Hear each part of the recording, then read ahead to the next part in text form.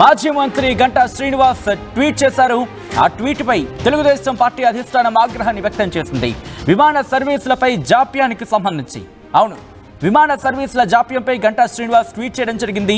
ఏదైనా ఉంటే పార్టీ దృష్టికి తీసుకురావాలి, అంతే తప్ప ఇలా ట్వీట్ చేయడం ఎంతవరకు సమంజసం అంటూ కూడా చెప్పుకొచ్చింది. ఏదైనా ఉంటే పార్టీ దృష్టికి తీసుకురావాలంటూ కూడా టీడీపీ హైకమాండ్ చెప్పుకొచ్చింది. విమానయాన శాఖ మంత్రి కూడా మనవారే అంటూ కూడా చెప్పుకొచ్చింది. ఇక కేంద్ర మంత్రి రామ్మోహన్ కి ఫోన్ చేయొచ్చు కదా అంటూ కూడా చెప్పుకొచ్చింది. మరోసారి ఇలాంటి ఘటనలు పునరావృతం కావద్దు అంటూ ఇక్కడ గట్టిగానే చెప్పుకొచ్చింది. ఆంధ్ర టు ఆంధ్ర వయా తెలంగాణ అంటూ ఇటీవల గంటా శ్రీనివాస్ ట్వీట్ చేశారు. ఆ ట్వీట్కి సంబంధించి మీరు చూడొచ్చు.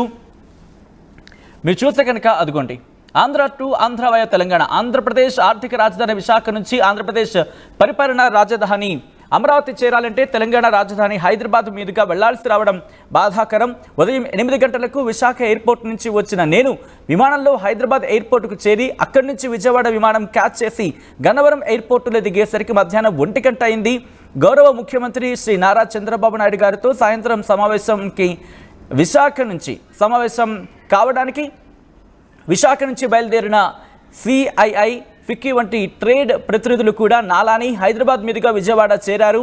విశాఖ విజయవాడ మధ్య ఉదయం వేళల్లో నడిచే 2 విమానాలు రద్దు చేయడంతో ఈ పరిస్థితి వచ్చింది.